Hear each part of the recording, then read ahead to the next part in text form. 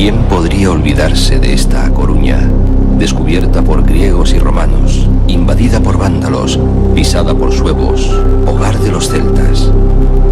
Conquistó el corazón de todos los que la conquistaron y también de los que no pudieron hacerlo.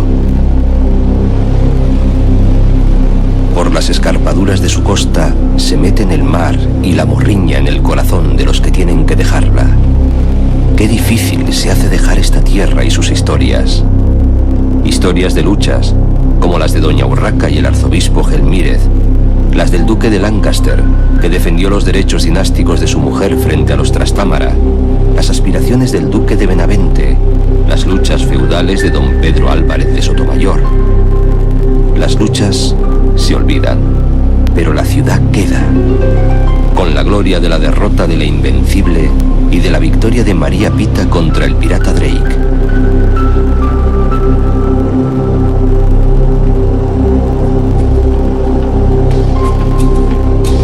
A Coruña, la de las mujeres elegantes y las piedras más elegantes aún.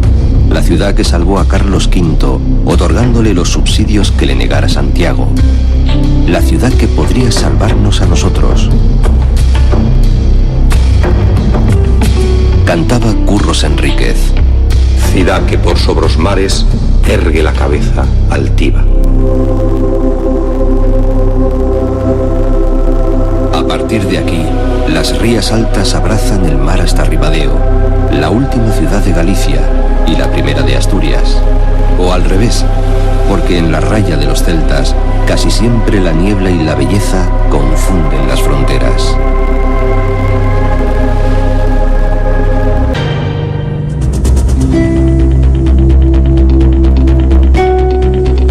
Oleiros y Sada separan la ría de Betanzos de la bahía de A Coruña.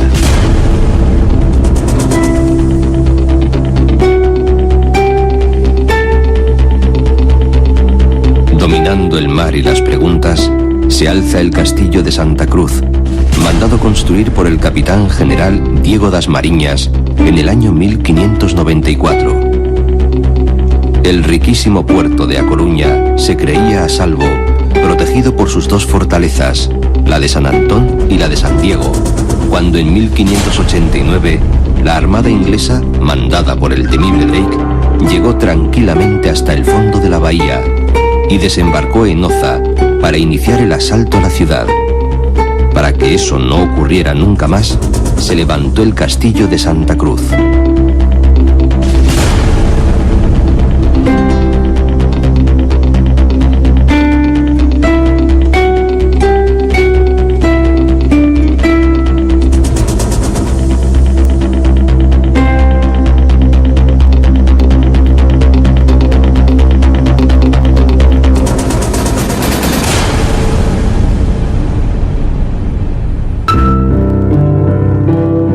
Sin alejarnos mucho de A Coruña, hay que hacer un salto a Cambre y a su iglesia de Santa María, quizás el templo rural gallego más importante.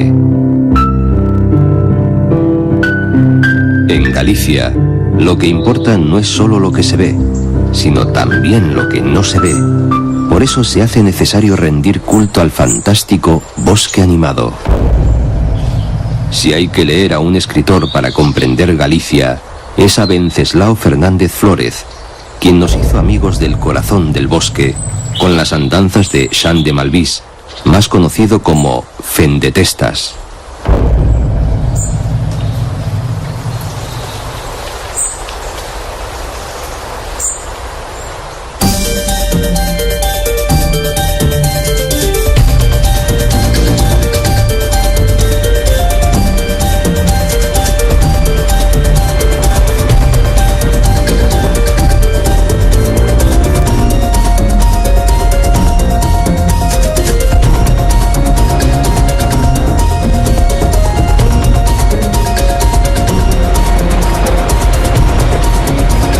Escondidos entre la arboleda o plantados en el mar, quedan el románico de Teixo, el Seixo Blanco,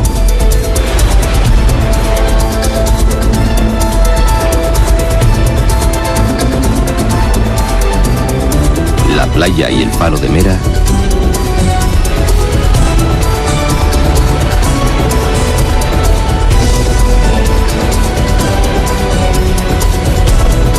Quen pasou a marola, pasou a mar toda.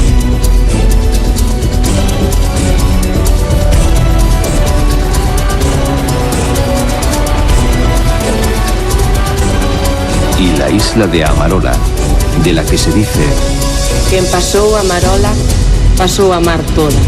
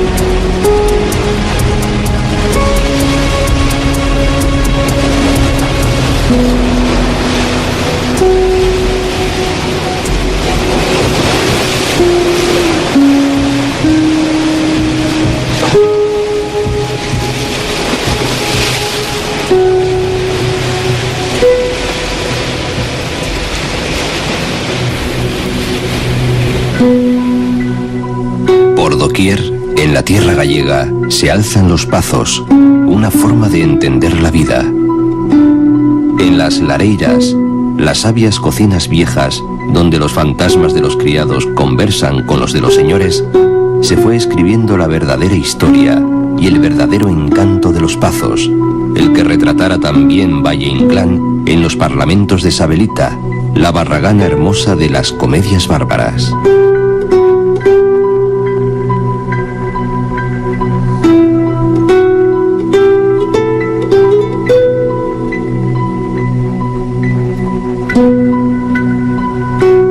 Me irás y no volverás.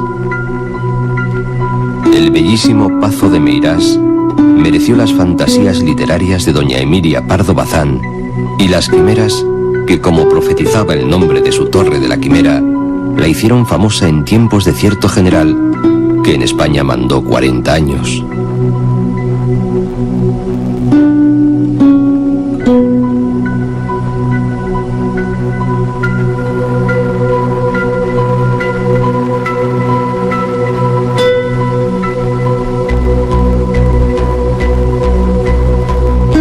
A mediados del siglo XV, un noble caballero de la corte de Juan II, don Gómez Pérez das Mariñas, misterioso personaje y héroe de las luchas de los irmandiños, mandó construir una pequeña fortaleza que con el tiempo se convertiría en elegante pazo.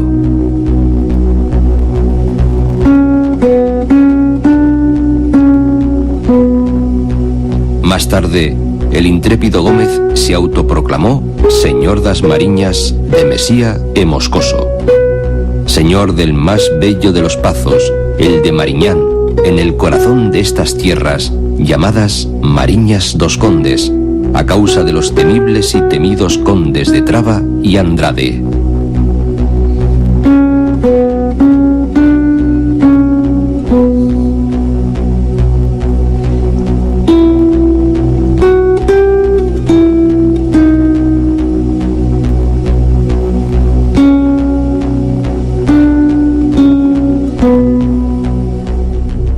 A las gentes de Betanzos les llaman los genoveses de España por la importancia de su ciudad y su puerto.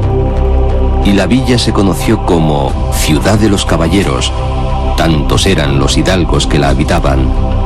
Sin embargo, Betanzos empezó siendo un modesto castro, hasta que el rey Alfonso IX la trasladó a su situación actual. La ciudad no quiso someterse a los nobles y se opuso a los poderosos señores de Andrade para seguir siendo ciudad del rey. No en vano eran los tiempos en los que se decía que el aire de la ciudad da libertad, porque las ciudades protegidas por los reyes eran los únicos oasis contra los abusos de los nobles.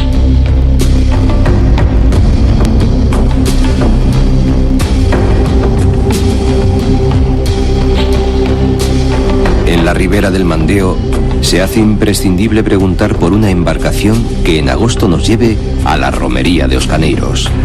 Canta xente por campiñas e por veigas.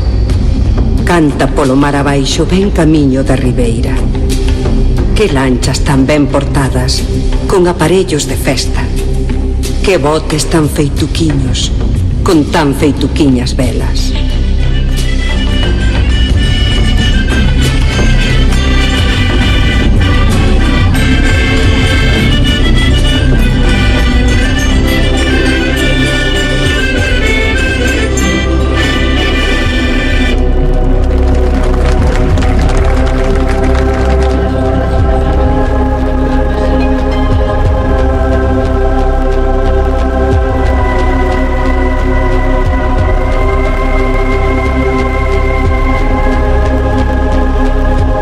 Y es necesario explorar el mar, pero no el mar abierto, sino el mar amable y domesticado de las rías de Betanzos y Ares, el que tanto gusta al municipio de Miño, al otro lado del puente de Opedrido, sobre el Mandeo.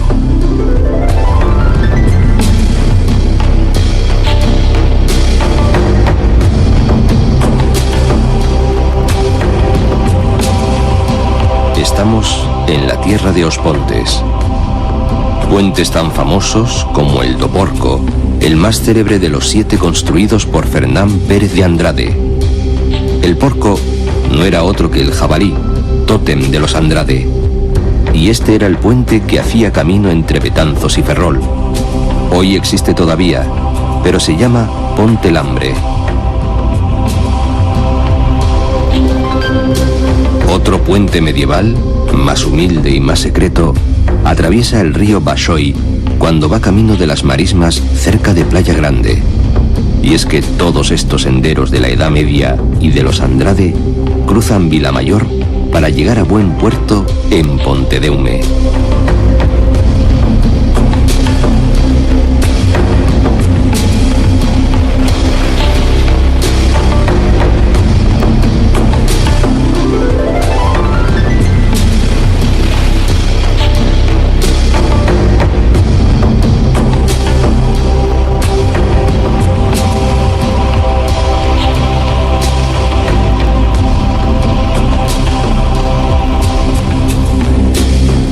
Pontedeume era, naturalmente, solar de los Andrade, protegido por el jabalí y el oso totémicos, al pie de la torre del homenaje y el castillo da Nogueirosa.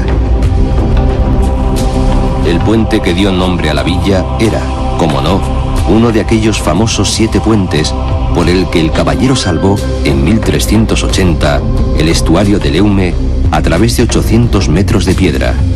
Hasta la época moderna fue el puente más largo de Galicia, una obra sin par. Tenía 79 arcos con sus tajamares y los correspondientes asientos en los salientes, y entre el arco segundo y el tercero estaban el oso y el jabalí de Andrade, simbolizando la fuerza y la inteligencia. Todavía existe el puente, tan cambiado y a la vez siempre el mismo, como el agua del río Eume, siempre diferente y siempre la misma.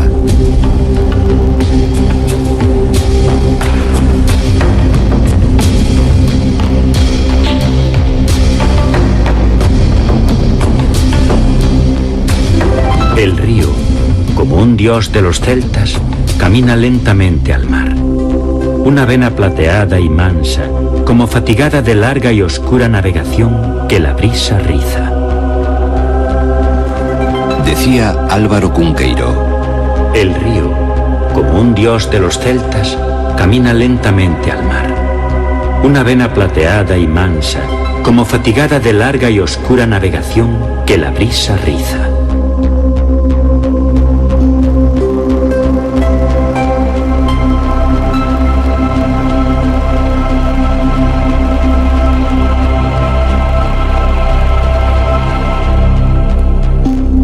El pueblo no deja de mirar al bosque misterioso, a las fragas del Eume.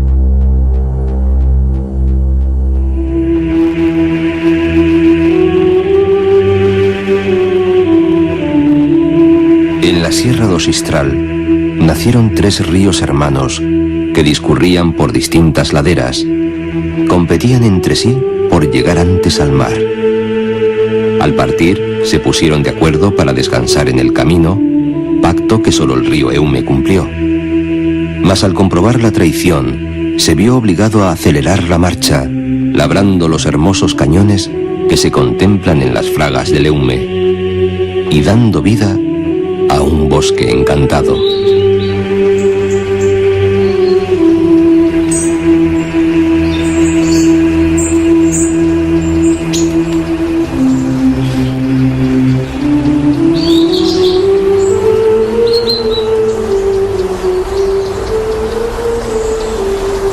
Carballos, abedules, avellanos y acebos esconden los cantos de los pájaros del trajín del mundo. El bosque cambia de manto y de color según la época del año, y las formas misteriosas de sus árboles podrían verdaderamente ser las de gigantes dormidos.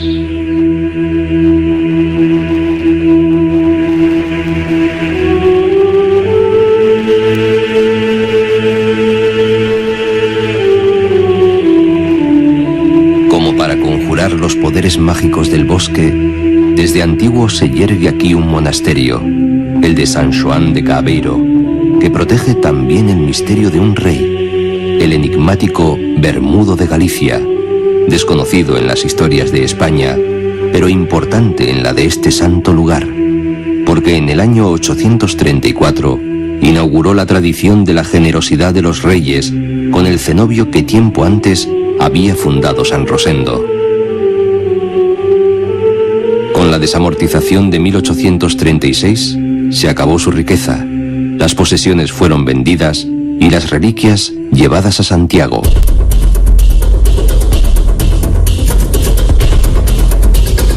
Protegida del mar abierto y los vientos inclementes, en el centro del gran puerto de los Ártabros, en lo más recóndito de una ensenada, la villa de Ares disfruta de su tiempo.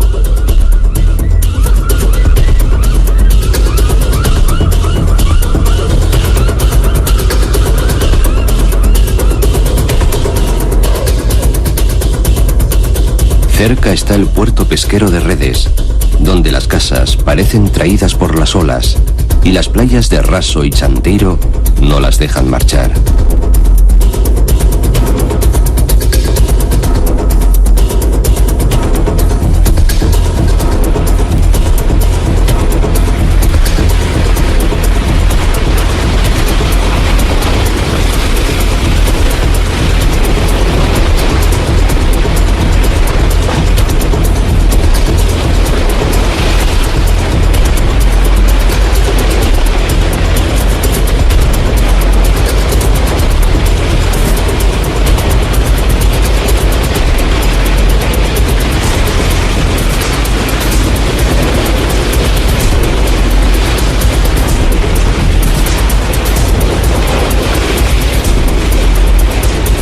Cuando el gran mar apuñaló a la tierra, le dejó muchas heridas. Una de las más afiladas fue la ría del Ferrol.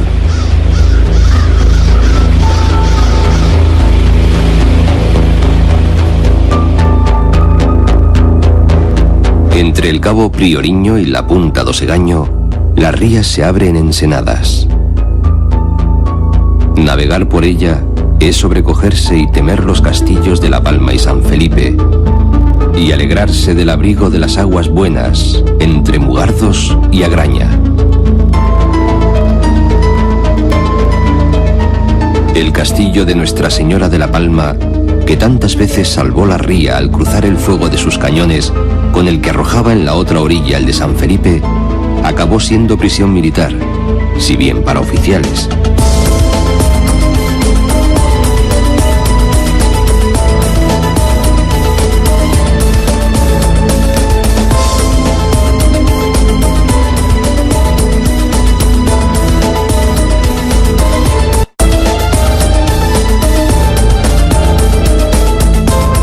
Ferrol, que fue un faro en la noche para avisados navegantes, es la ciudad más amiga y más enemiga de los ingleses. No pudieron conquistarla con las armas, pero acabaron conquistándola muchas veces con el sentimiento, como puede verse en tantos matrimonios mixtos, en los nombres de las calles, en las viejas relaciones de amistad o trabajo, o las dos cosas.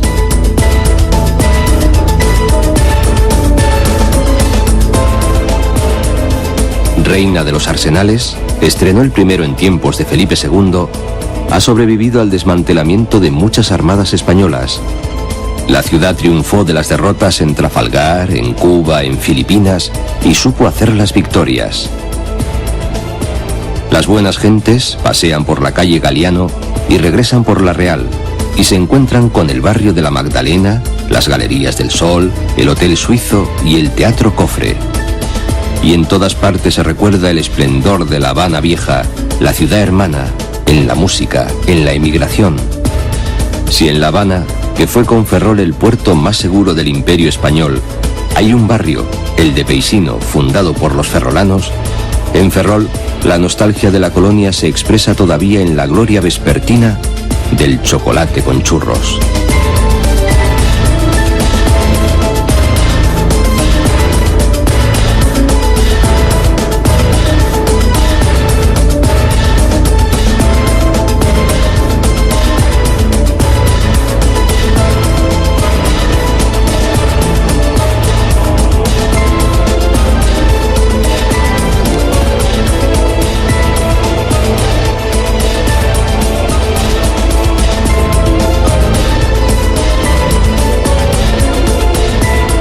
Hace años la villa de Neda fue la mayor de la ría, antes de que Ferrol se llenase de gentes. Y es que por aquí pasaban los peregrinos que se dirigían a San Andrés de Teixido y a Compostela. Y además, desde el siglo XVI, Neda destacaba en una industria no solo dulce, sino esencial para las travesías marítimas, la fabricación de galletas. Fábricas reales de bizcochos y hornos de provisión horneaban las galletas que alimentarían a los marineros en barcos sin refrigerador. Mientras, la Real Fábrica de Xubia producía láminas de cobre para las armadas de guerra y a veces también para las de paz.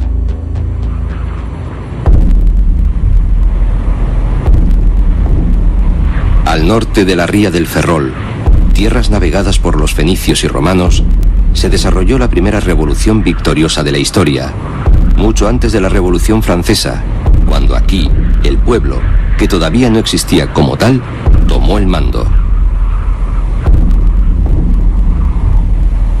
Es el levantamiento de los irmandiños, que gobernaron el reino de Galicia solo 2 años, pero hicieron historia y cambiaron para siempre la de esta tierra.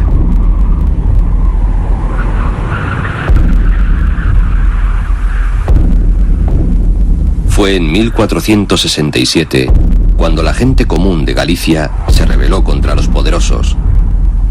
Una revolución que entronca con otros movimientos campesinos europeos y significa el fin de la época medieval y el nacimiento de un tiempo nuevo, de un mundo que poco a poco se parecerá al que ahora conocemos.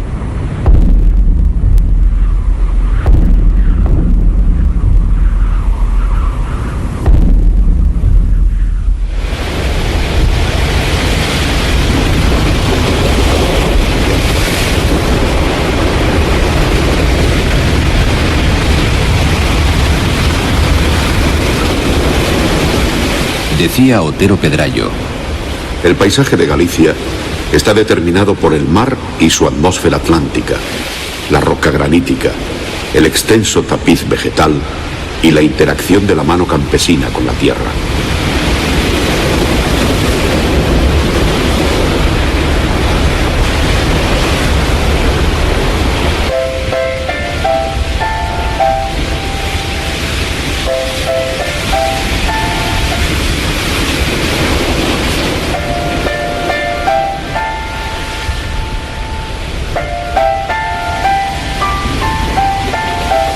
Y es que Galicia no solo es hija del verde, del agua, del granito y del cielo, sino sobre todo del trabajo de sus gentes, de sus campesinos, que han ido labrando el paisaje y la memoria por los acantilados, donde alumbran faros entre el viento, la lluvia o la niebla.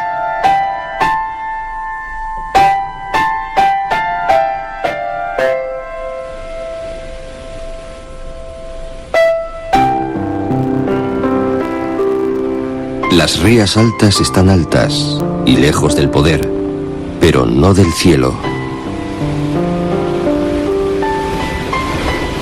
Quizás lejos de Santiago, pero no tanto de Éfeso, de donde se dice que vinieron a poblarlas los griegos de Ortigia, y seguramente se trajeron, como refugiados políticos, a la mejor parte del Olimpo.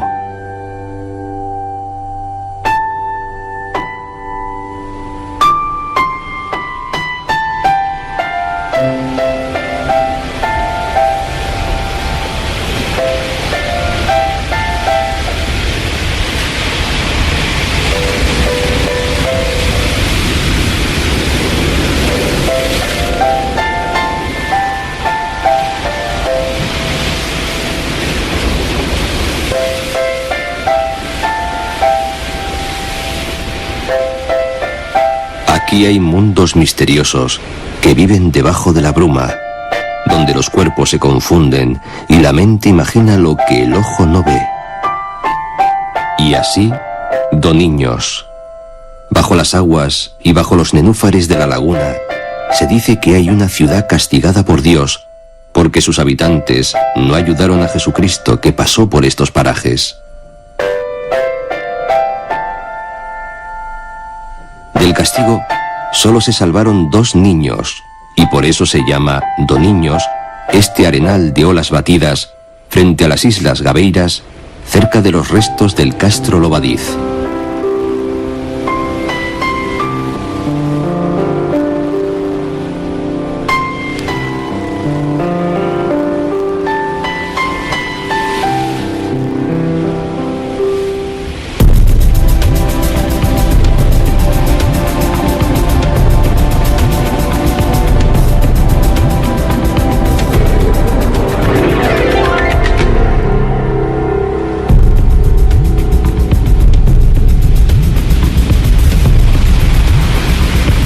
No hay lugar donde ver morir el sol como el Cabo Prior. En la antigüedad, en Priorio, estaba una de las más importantes bases balleneras de Galicia, que pertenecía al monasterio de Sobrado. Las ballenas pasaban por las frías aguas, interrumpiendo el camino del sol, y eran capturadas por los arpones de balleneros que venían del País Vasco y Cantabria.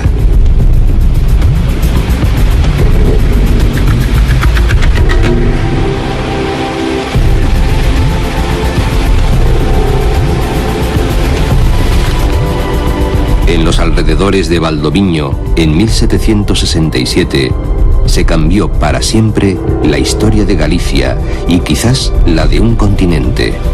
Aquí se cultivó por primera vez, en el Viejo Mundo, la patata traída de América. Pronto sustituyó a la castaña y acabó con hambres ancestrales, haciendo crecer la población de Galicia y el futuro de Europa.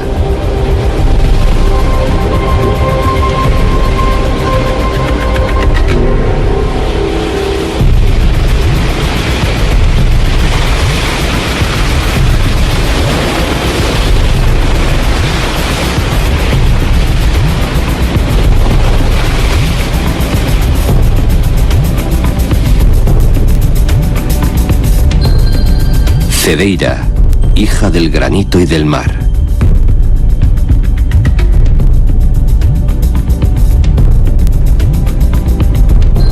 Desde la capilla de San Antonio do Corbeiro se ven las puestas de sol que espantaron a las legiones de Décimo Julio Bruto. El faro de Cedeira no tiene miedo ni al mar, ni a los dioses, ni a los fantasmas, porque todos temen a su precipicio.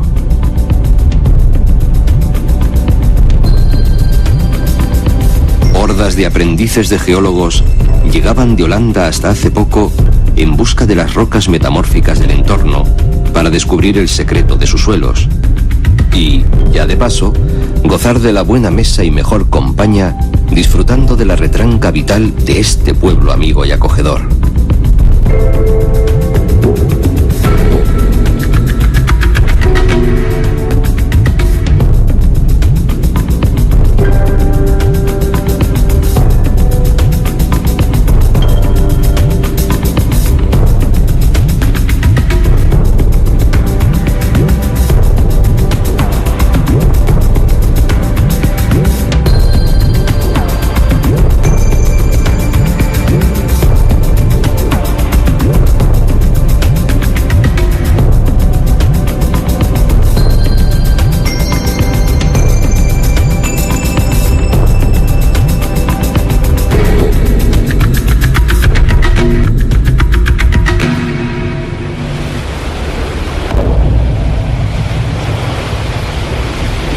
Estamos llegando a la tierra de los acantilados, donde la sierra de Acapelada descubre los farallones más altos de la Europa occidental y desde luego los más impresionantes.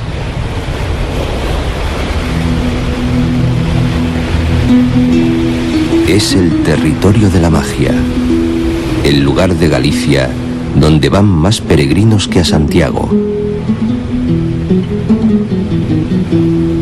A San Andrés de Teixido vai de morto o que non foi de vivo.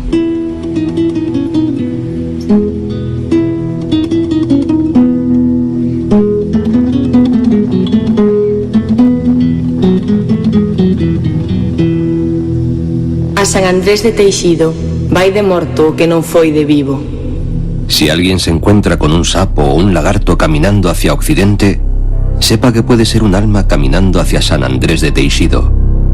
Y por eso mismo se debe tener buen cuidado de no pisar ninguna hormiga ni ningún animal pequeño, pues podrían ser nuestros ancestros que han completado su peregrinación.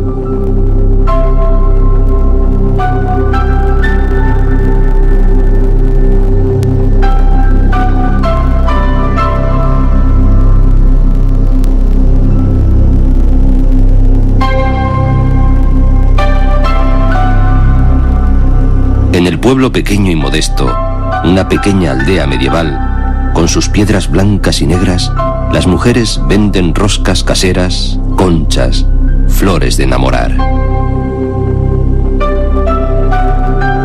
Debería ser obligatorio contemplar tanta belleza.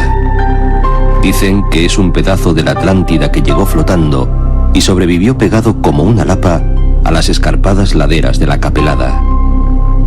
Otros dicen que la roca sobre la que se asienta el pueblo es la barca que transportó a San Andrés, que transformada para siempre en roca, lanza espumajos cuando las olas se atreven a tocarla.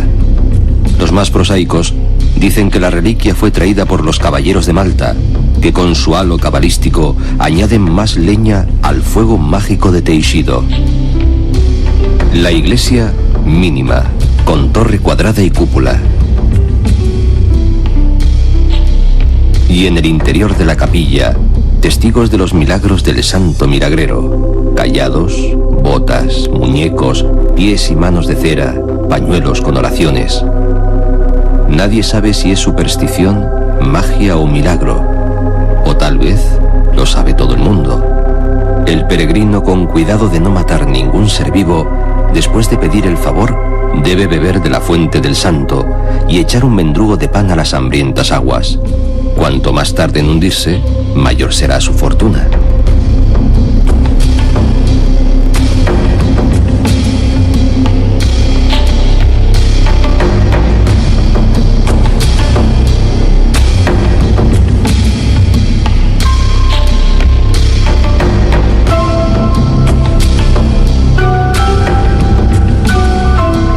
La Sierra de Acapelada.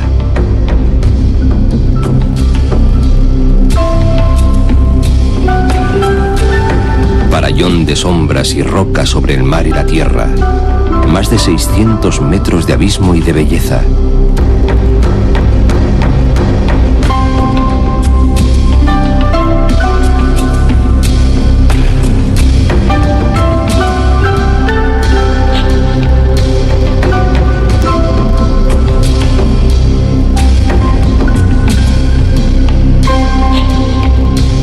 Aquí tiene lugar también la famosa Rapa das Vestas, el encuentro de garañones y el marcado de potros, tal y como se hacía hace miles de años.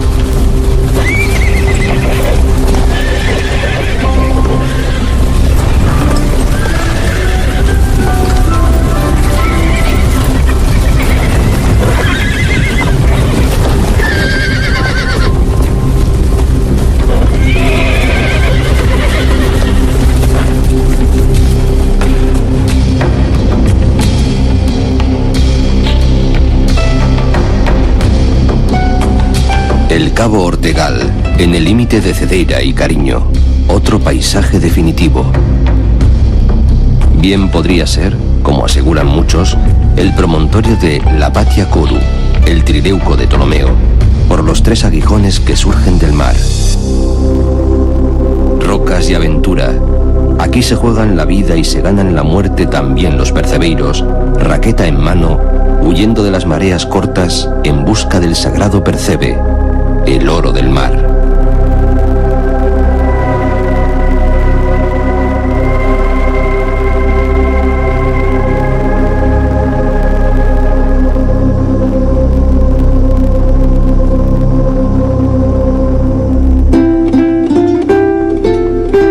Cariño, con ese nombre, fue puerto ballenero y hoy es lugar de encanto.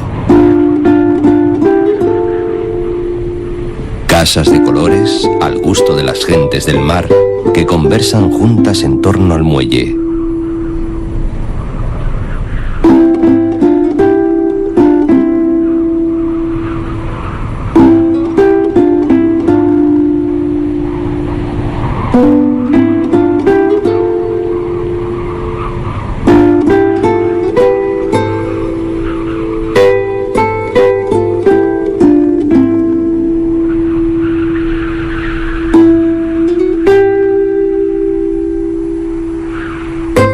Ortigueira es hija natural del cabo Ortegal, obra de su nombre, que luce en el escudo del ayuntamiento los 3 peñascos del cabo, sobre los que crece una ortiga con 7 hojas y sobre ellas una corona real.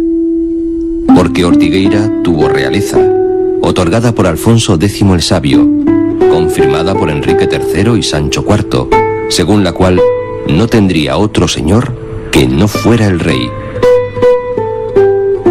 Hoy en día, Ortigueira es señora de la tierra, pero sobre todo, señora del mar.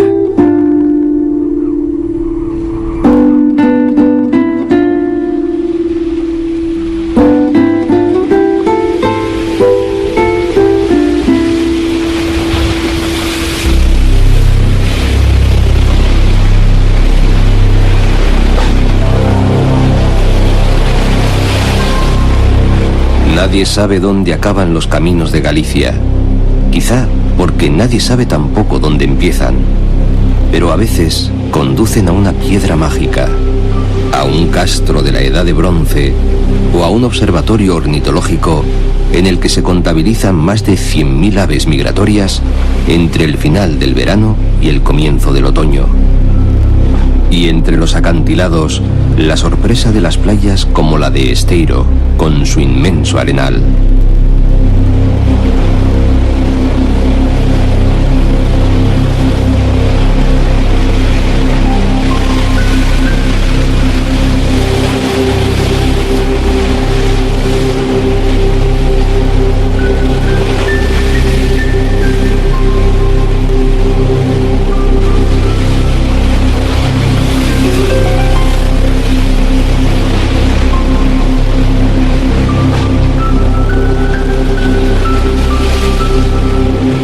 Estaca de Bares, la punta más septentrional de la península ibérica. Entre la niebla y el misterio, la tierra se adentra en el mar como una lanza.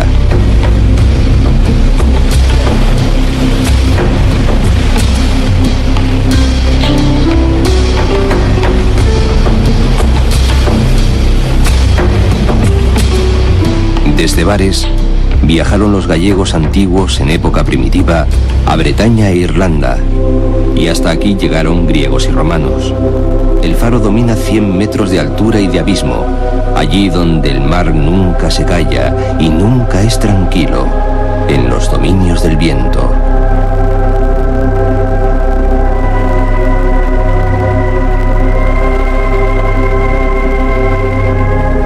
Dejando atrás Bares y el cabo Ortegal, por donde el norte nos llama y no nos deja escapar, entramos en el Cantábrico por las Mariñas lucenses.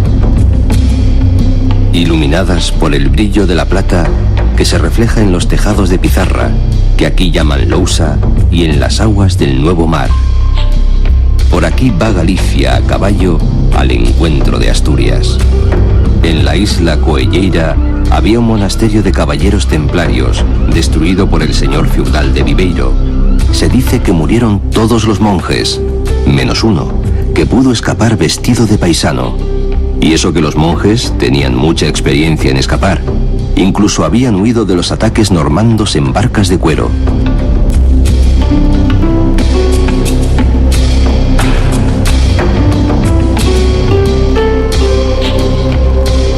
Viveiro, la cuna de Maruja Mayo, la musa de Miguel Hernández, es ciudad de tronío. Hace siglos que es rica y libre. Administrada desde 1112 por el obispo de Mondoñedo, el rey Alfonso IX la declaró Villa Realenga.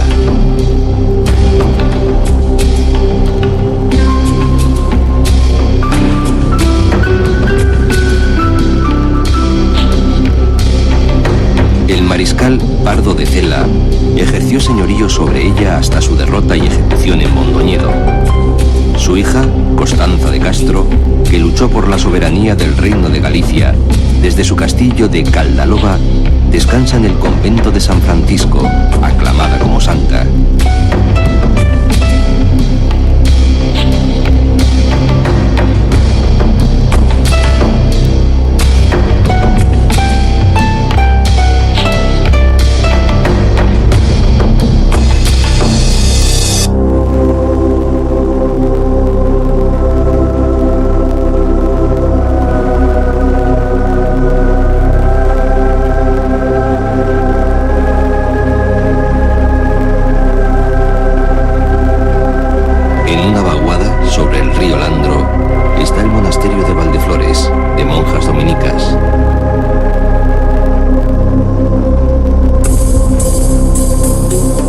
Y río abajo, entre chopos y robles, el eucaliptal de Chavín.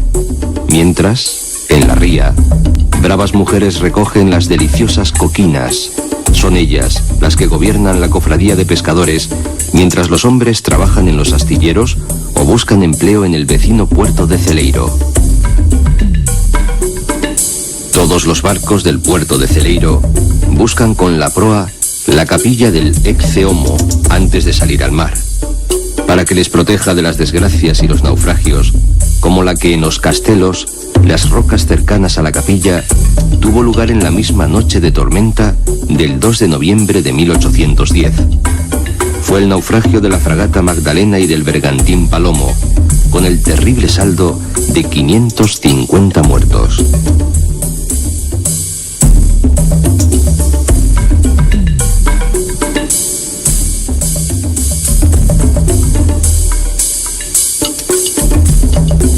La estatua de Nicomedes Pastor Díaz mira el horizonte desde la plaza mayor de este puerto de grandes marineros, hombres que surcan todos los mares.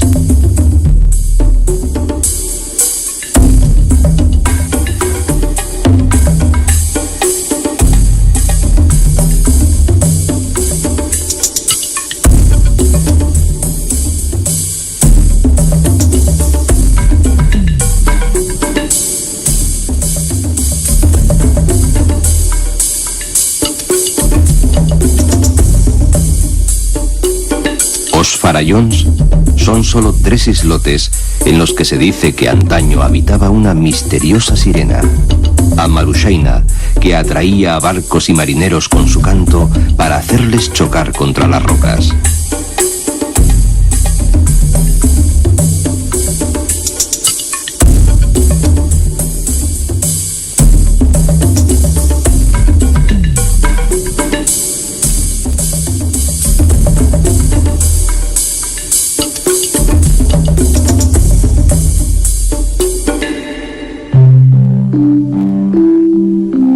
Burela no solo es la patria del bonito, sino el ayuntamiento más joven de Galicia. Creado con pleno derecho el 15 de diciembre de 1994. A pesar de su juventud, Burela comenzó hace muchos años su historia.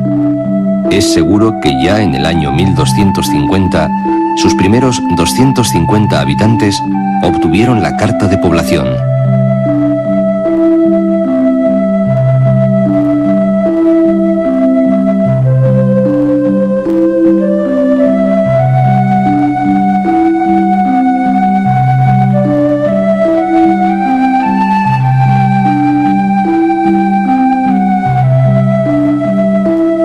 En la ría de Foz suceden cosas para ser contadas. Aunque el pueblo fue importante centro ballenero, su puerto no puede usarse cuando baja la marea, porque el ingenio de los hombres lo construyó en el meandro, al final del río.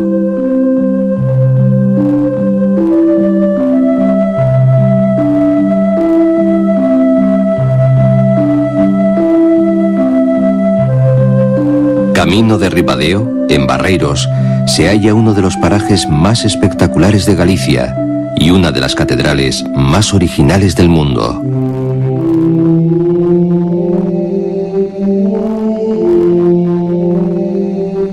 La playa de As Catedrais, con sus particulares pasadizos y grutas, unidas por gigantescos arcos rocosos, semejantes a arbotantes góticos, por los que pasan, jugando, los negrones y los alcatraces, como si las aves de paso fueran los monaguillos de algún culto que aún no hemos comprendido.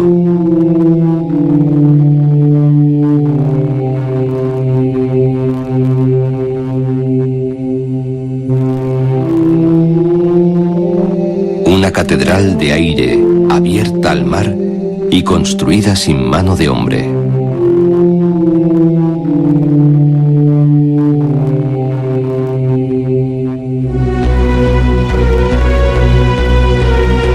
Las mariñas lucenses van a Ribadeo a casarse con el litoral asturiano. Es la flor de la frontera, una ventana elevada para ver el mar y los puertos hermanos de Asturias.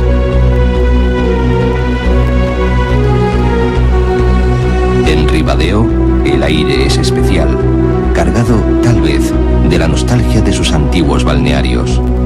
Aquí vino a ser Cantábrico el Leo, el río que por cuna parecía Atlántico. Por aquí entra a Galicia el camino del norte, que marcha hasta Santiago. Y por estas lindes anduvo San Francisco de Asís en los lejanos días de su peregrinación. Villa de floreciente comercio con el norte de Europa y con América, hasta aquí trajeron los balleneros desde Riga el cúmel, bebida espirituosa que acabó siendo llamada licor de Ribadeo. Callejuelas, calzadas nobles, misteriosos pasadizos y las casas con blasón. El que tuvo retuvo, parecen decir orgullosas las piedras.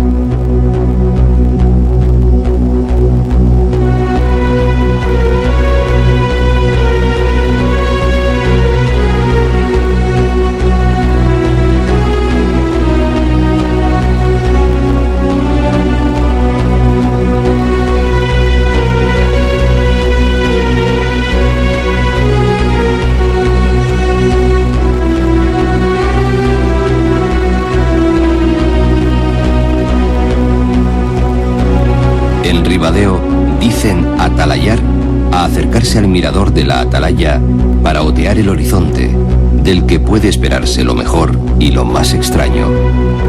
Cosas que son verdad y otras que son pura invención, pero que se entremezclan y corriendo de boca en boca confunden lo cierto con lo imaginado, sin llegar ya a saber nunca lo que cada una es. Podría ser cierto que la carabela que descubrió el Nuevo Mundo, la Santa María, antes llamada María Galante, se construyera aquí. ¿Y acaso es verdad que en Figueras, en las noches cerradas, los santos de las capillas de San Miguel y San Román hablan entre sí? ¿O que las lampreas, animales mitológicos de Galicia, recorren de arriba a abajo la ría como centinelas de una amenaza invisible que solo ellas conocen? Solo ellas saben que nos salvan.